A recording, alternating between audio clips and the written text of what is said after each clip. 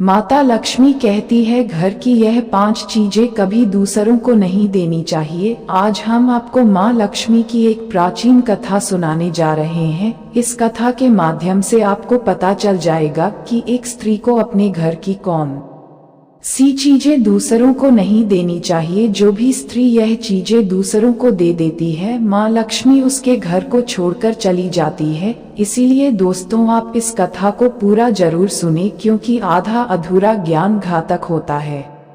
जो भी इस कथा को पूरा सुनता है, माँ लक्ष्मी उसकी झोली खुशियों से भर देती है। तो चलिए बिना देरी किए आपको वह प्राचीन कथा सुनाते हैं। कथा में आगे बढ़ने से पहले दोस्तों, आपसे निवेदन है कि हमारे YouTube चैनल इनके प्रेरणा को सब्सक्राइब अवश्य कर लें और बेल आइकन को दबाना ना भूलें, ताकि आने वाली वीडियो की नोटिफिकेशन आपको सबसे पहले मिल सके। दोस्तों, पूर्व काल की बात है। मध्य देश में एक अत्यंत शोभायमान नगरी थी। उस नगरी में एक सुकन्या नाम की स्त्री अपने पति और सास ससुर के साथ निवास करती थी। सुकन्या एक पतिव्रता नारी थी, जो सत्य धर्म का पालन करने में तत्पर और गृह कार्य में दक्ष थी। सुकन्या का स्वभाव अत्यंत दयालु था।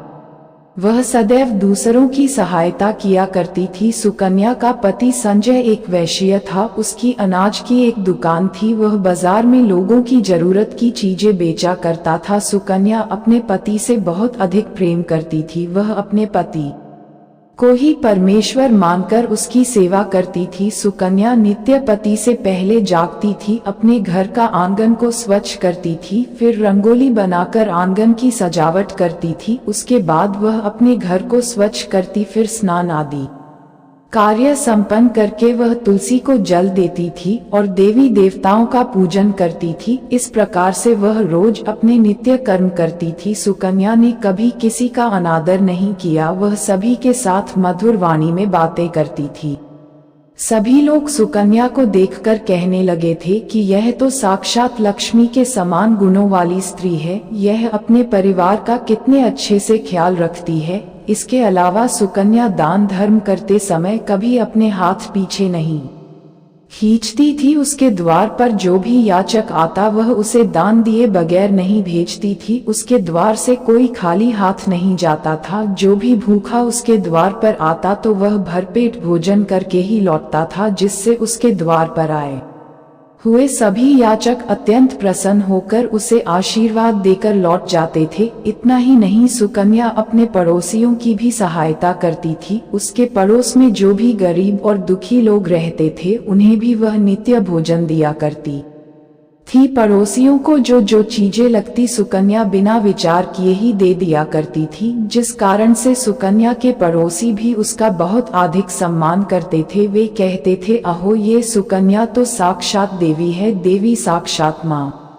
अन्नपूर्णा ने ही सुकन्या के रूप में जन्म लिया है। लोग जब भी सुकन्या की प्रशंसा करते, तो वे सभी उसके विषय में अच्छी बातें ही कहते, लेकिन लोगों की बातें सुनकर भी सुकन्या ने कभी घमंड नहीं किया। वह उन सभी को आदर और सम्मान से ही बातें किया करती थी। फिर एक दिन की बात है, सुकन्या की एक पड़ोसन उसके घर पर आती है। सुकन्या उसका स्वागत करती है और बड़े प्रेम से उसे कहती है, हे बहन, हमारे घर में तुम्हारा स्वागत है। आज किस कारण से तुम्हारा मेरे घर पर आगमन हुआ है? यदि कोई वस्तु चाहिए तो मुझसे मांग लो, मैं तुम्हारी अवश्य मदद करूंगी। सुकन्या की पड़ोसन कहती है, हे सुकन्या बहन, आज मेरे घर पर बहुत से रिश्तेदार आए हैं, उनके लिए मैं भोजन बना रही हूँ, इसीलिए मैं तुम्हारे पास रोटी बनाने के लिए चकला बेलन और तवा मांगने आई हूँ। यदि तुम कुछ समय के लिए मुझे चकला बेलन और तवा दे दोगी तो बड़ी कृपा होगी। मैं काम हो जाने के बाद तुम्हें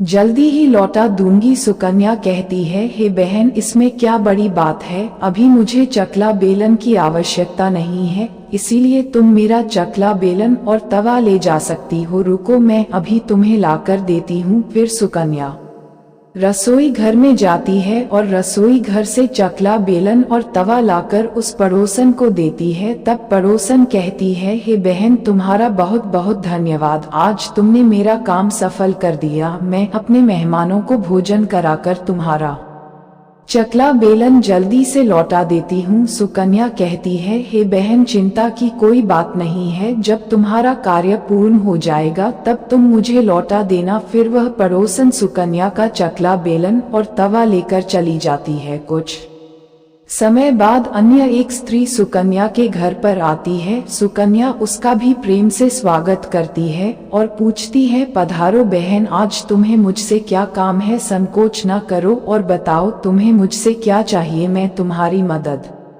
जरूर करूंगी। तब वह स्त्री कहती है, हे बहन, मेरे घर में बहुत गंदगी हो गई है और मेरे घर को साफ करने के लिए मेरे पास कुछ भी नहीं है, इसीलिए मैं तुम्हारे पास झाड़ू मांगने के लिए आई हूँ। यदि तुम्हें कोई समस्या ना हो तो कृपा करके मुझे अपने घर की झाड़ू दे दो, मैं अपना घर साफ करके तुम्हें झाड़ू लौटा दूंगी। सुकन्या बिना विचार किए ही कहती है, हे बहन, बस झाड़ू ही तो है, इसमें क्या समस्या हो सकती है? तुम रुको, अभी मैं तुम्हें अपने घर की झाड़ू लाकर देती हूँ। इतना कहकर सुकन्या घर के अंदर जाती है और झाड़ू लेकर आती है और उस स्त्री को दे देती है। वह स्त्री सुकन्या के घर की झाड़ू लेकर चली जाती है। फिर कुछ देर बाद अन्य एक स्त्री सुकन्या के घर पर आती है। सुकन्या उसका भी बड़े प्रेम से स्वागत करती है। सुकन्या कहती है, पधारो बहन, क्या बात है? आज मेरे घर पर किस कारण से आना हुआ? तुम्हें जो कुछ भी चाहिए निसंकोच होकर कहो, मैं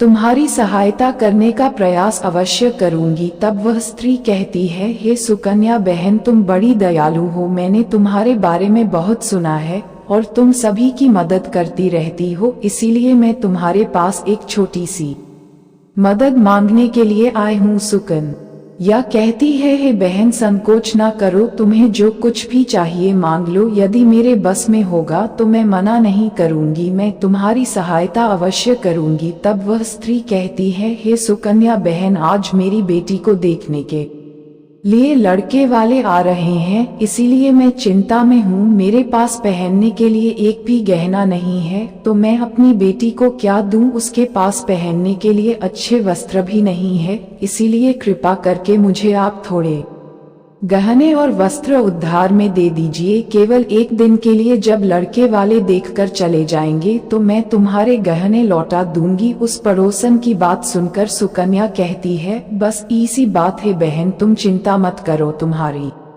पुत्री मेरी छोटी बहन के जैसी है, उसकी सहायता मैं अवश्य करूंगी। मैं अभी तुम्हें मेरे गहने और साड़ी देती हूँ, जिसे पहनकर तुम्हारी पुत्री राजकुमारी लगेगी। फिर सुकन्या अंदर जाती है, गहने और साड़ी लेकर आती है और उस पड़ोसन को दे देती है। वह पड़ोसन प्रसन्न होकर सुकन्या के गहने और साड़ी लेकर चली जाती है। फिर शाम हो जाती है और अन्य एक पड़ोसन सुकन्या के घर पर आती है। सुकन्या उसका भी बड़े प्रेम से स्वागत करती है और कहती है, पधारो बहन, आज किस कारण से मेरे घर पर आना हुआ? बताओ, मैं तुम्हारी किस प्रकार से सहायता कर सकती हूँ? तुम्हें जो कुछ चाहिए निसंकोच होकर कहो, मैं तुम्हारी मदद जरूर करूंगी। वह पड़ोसन कहती है, हे सुकन्या बहन, तुम बड़ी दयालु हो और तुम सभी की मदद करती हो, इसीलिए मैं तुम्हारे पास आई हूँ। मेरा बच्चा भूखा है और उसे पिलाने के लिए दूध नहीं है, इसीलिए मैं तुम्हारे पास दूध मांगने के लिए आई थी। अगर थोड़ा सा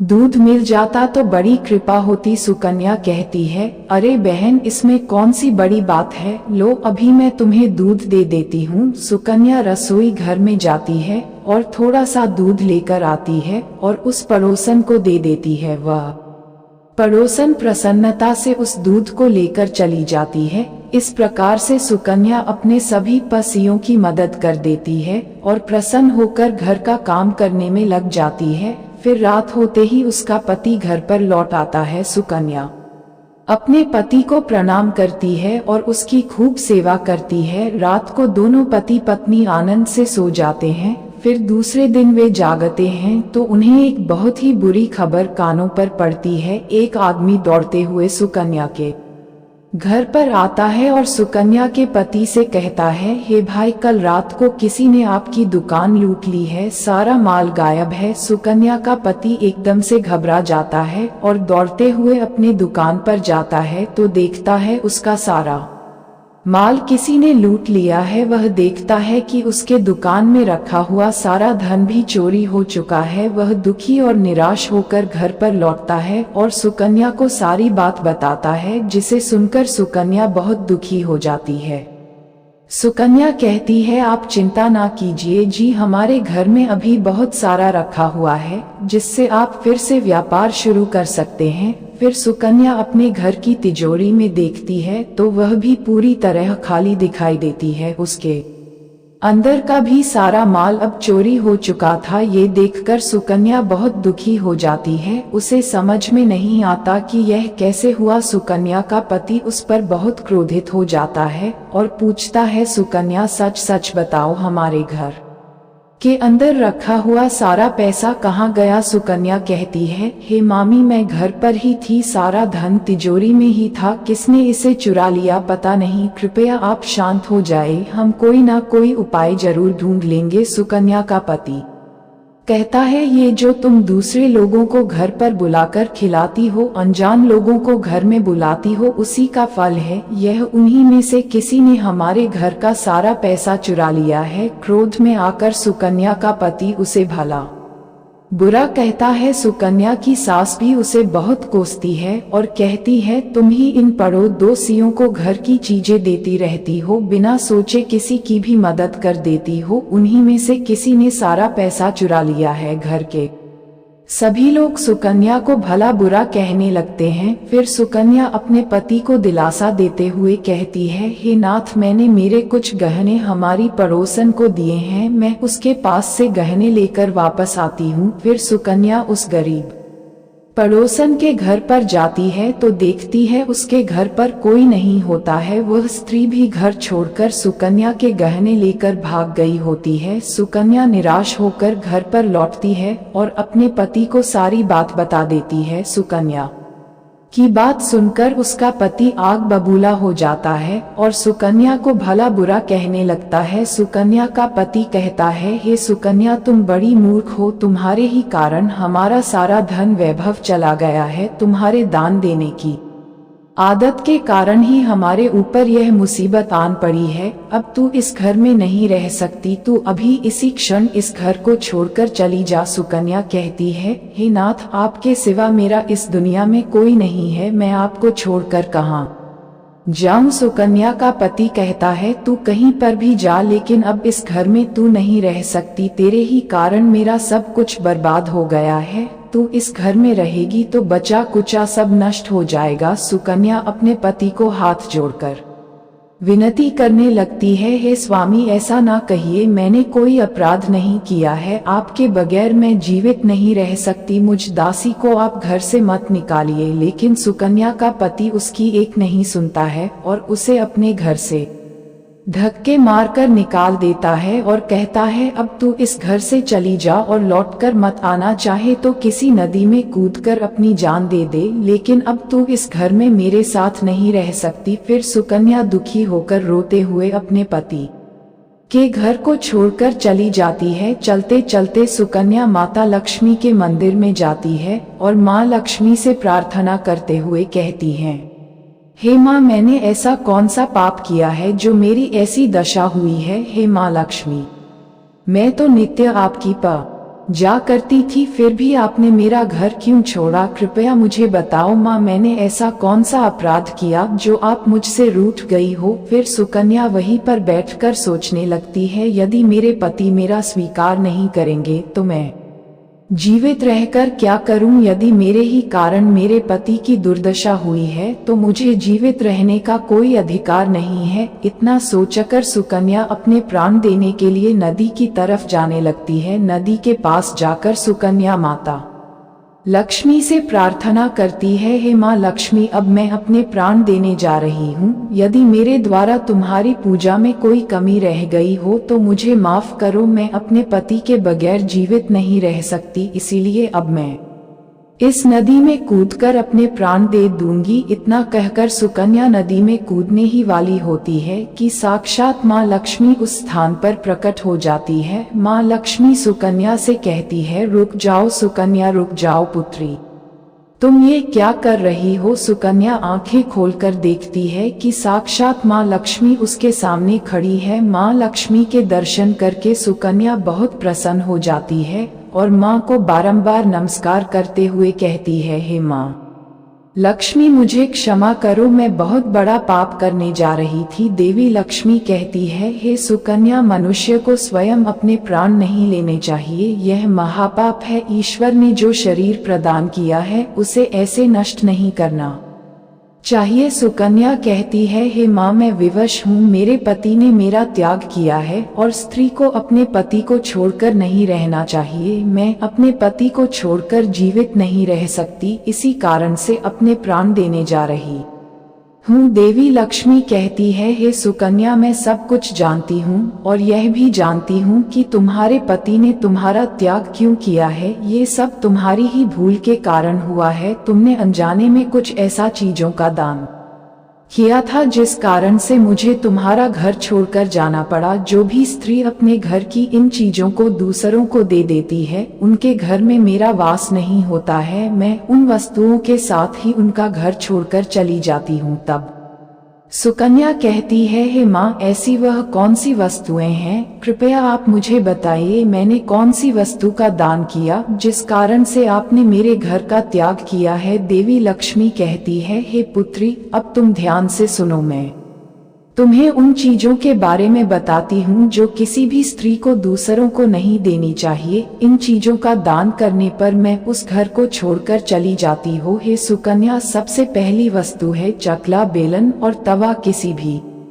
स्त्री को अपने घर का चकला, बेलन और तवा कभी दूसरों को नहीं देना चाहिए। रसोई घर में इन वस्तुओं का महत्व सबसे अधिक होता है। इन वस्तुओं की पवित्रता सदैव ही बनी रहनी चाहिए। इन्हीं वस्तुओं से भगवान विष्णु को प्रसाद बनाया जाता है और तवे पर बनी पहली रोटी भी गाय को खिलाई जाती है। इसीलिए इन वस्तुओं को हमेशा स्वच्छ और शुद्ध रखना चाहिए। दूसरों को देने पर यह अपवित्र हो सकती है और फिर इनका उपयोग करना अशुभ फल प्रदान करता है। इसीलिए सुकन्या, तुमने अपने रसोई घर के चकला, बेलन और तवा अपनी पड़ोसन को देकर पहली से बड़ी भूल की है। आगे माँ लक्ष्मी कहती है, हे सुकन्या, अब तुम दूसरी वस्तु के विषय में सुनो। तुमने अपनी पड़ोसन को अपने घर में रखी हुई झाड़ू ही दे दी, जिस वस्तु में मेरा सदैव वास होता है, जो वस्तु मुझे सबसे अधिक प्रिय है, तुमने उसे ही दूसरे को दे दिया, तो फिर मैं तुम्हारे घर में कैसे ठहरती है? सुकन्या, जो स्त्री अपने घर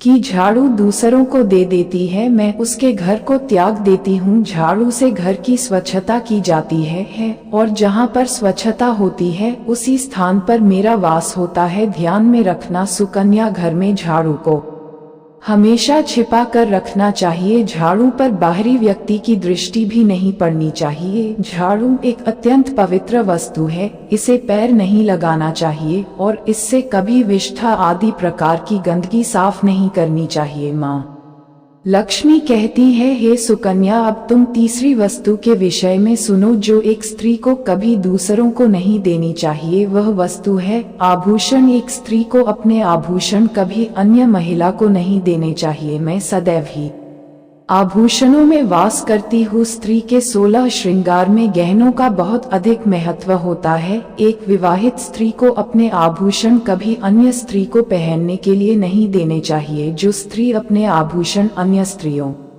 को देती है उसके जीवन में दुर्भाग्य आता है। हे सुकन्या, अब मैं तुम्हें चौथी वस्तु के विषय में बताती हूँ। किसी भी मनुष्य को शाम हो जाने के बाद कभी सफेद रंग की वस्तुओं का दान नहीं करना चाहिए, किंतु तुमने शाम के समय दूध का दान किया था। शाम को दूध का दान करने से जीवन में दुर्भाग्य आता है। शाम को सफेद रंग की चीजें दान करने से मनुष्य के जीवन में अशुभ काल आता है। माँ लक्ष्मी कहती है, हे सुकन्या, अब मैंने तुम्हें उन सभी वस्तुओं के बारे में बता दिया है जिनका कभी दान नहीं करना चाहिए। यह वस्तुएं कभी दूसरों को उधार में अथवा उपयोग के लिए नहीं देनी चाहिए। सुकन्या कहती है, हे माँ लक्ष्मी, मुझसे बड़ी भूल हो गई, मैं इन बातों से अनजान थी, कृपया मुझे क्षमा करो और अब मुझे प्रायश्चित करने का उपाय बताओ। देवी लक्ष्मी कहती है, हे सुकन्या, तुमने प्रायश्चित पहले ही कर लिया है, इसीलिए अब तुम अपने घर पर लौट जाओ, मैं तुम्हें तुम्हारा संपूर्ण वैभव और धन संपत्ति लौटा देती हूँ। इतना कहकर माँ लक्ष्मी उस स्थान से अंतर्ध्यान हो जाती है। फिर सुकन्या भी माँ लक्ष्मी को धन्यवाद करती है और उस स्थान से घर की तरफ जाने लगती है। तभी उसका पति ढूंढते हुए उसी की तरफ आ रहा होता है। वह सुकन्या के पास आकर उससे क्षमा मांगता है और कहता है, हे सुकन्या, मुझे माफ करो, मैंने तुम्हें बहुत भला बुरा कहा था। तुम तो साक्षात देवी के समान हो। माँ लक्ष्मी की कृपा से हमें अपना सारा धन वैभव वापस मिल गया है। जिन लोगों ने हमारा धन लूटा था उन सभी ने हमारा धन हमें लौटा दिया और तुम्हारा नाम लेते हुए क्षमा मांग ली है। ये सुनकर सुकन्या बहुत प्रसन्न होती है और अपने पति के साथ घर पर लौट जाती है। माँ लक्ष्मी की कृपा से सुकन्या के घर में फिर से सुख समृद्धि आती है और उसके बाद से सुकन्या ने अपने घर की यह 4 चीजें कभी दूसरों को नहीं दी। तो दोस्तों, उम्मीद है आपको ये कथा पसंद आई होगी। वीडियो को लाइक जरूर करें और कमेंट में जय माँ लक्ष्मी जरूर लिखें। साथ ही हमारे चैनल इनके प्रेरणा को सब्सक्राइब करें। आप सभी का धन्यवाद।